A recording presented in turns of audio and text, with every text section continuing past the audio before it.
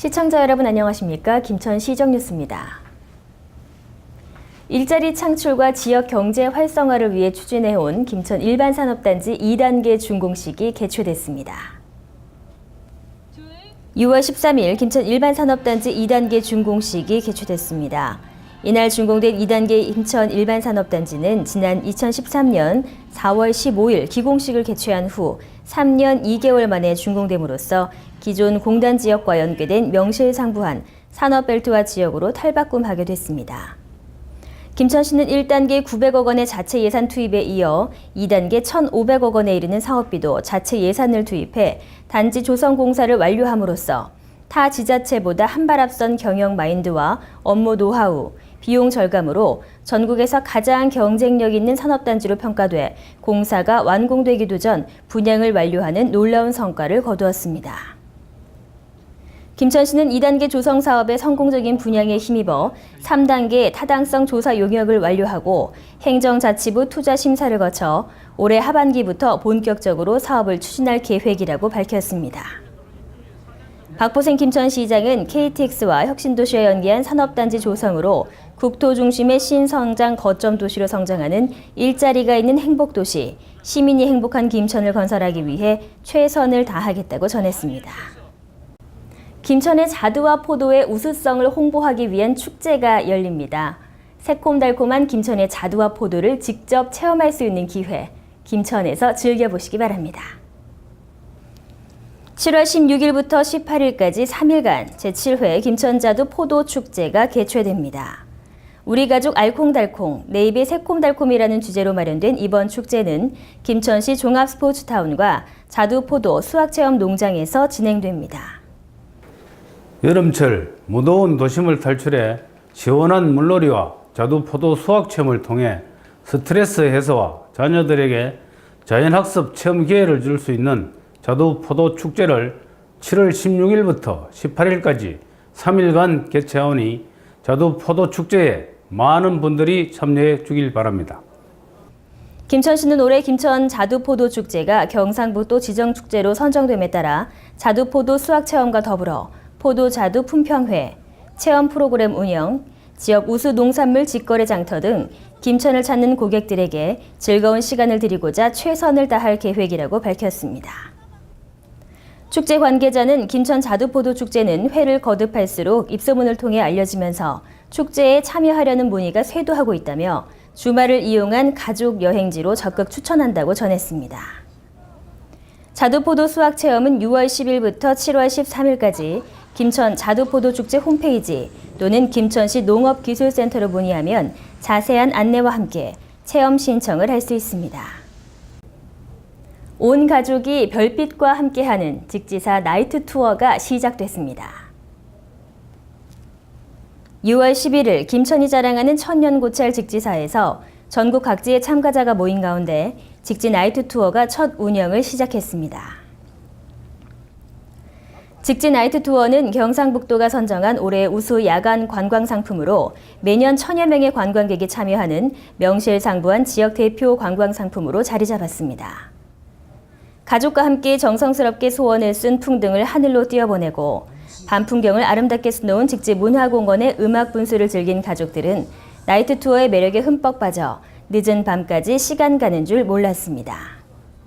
특히 제철 농산물을 수확하는 농촌 체험은 관광객들에게 큰 인기를 끌며 김천 농산물 홍보에 톡톡히 그 역할을 하고 있습니다.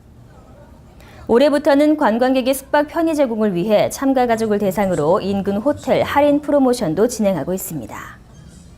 고요한 산사의 밤 정취 속 색다른 여행을 떠나고 싶다면 김천 문화원으로 문의하시면 됩니다. 김천시는 승강기 안전사고 발생 시 피해를 최소화하기 위해 구조 훈련을 실시했습니다. 김천시는 지난 6월 14일 문화예술회관에서 승강기 갇힘사고 승객구조 훈련을 실시했습니다. 이번 훈련은 김천시가 주관하고 김천소방서, 한국승강기안전관리원, 승강기 유지관리업체 등의 협조하에 아파트관리사무소장, 어린이집 원장, 대형 유통업체 승강기 관리자 등 200여 명이 참관하는 가운데 이루어졌습니다. 이날은 승객 갇힘 사고를 가정하여 사고 발생에서부터 신고, 상황 인지, 현장 전파, 구조 활동에 이르기까지 실제 상황처럼 훈련을 진행했습니다. 또한 훈련 후 한국승강기 안전관리원에서는 승강기 관련 실제 사고 사례 영상을 통해 안전의 중요성과 안전수칙 등의 교육을 실시했습니다.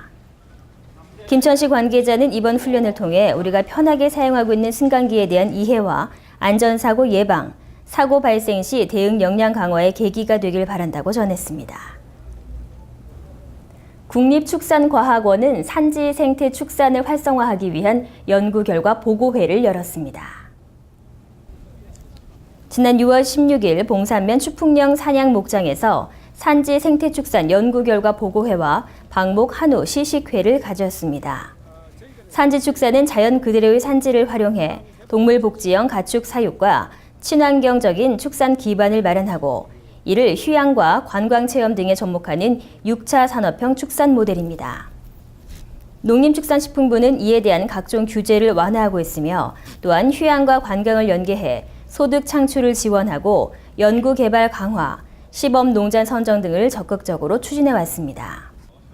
농촌진흥청은 산지축산에 대한 이해와 기술 부족의 어려움을 해소하기 위해 2014년부터 산지축산 활성화, 기술개발 사업을 추진해 왔으며 이번 보고회에서 2년 동안 추진한 주요 연구 성과와 계획을 소개했습니다.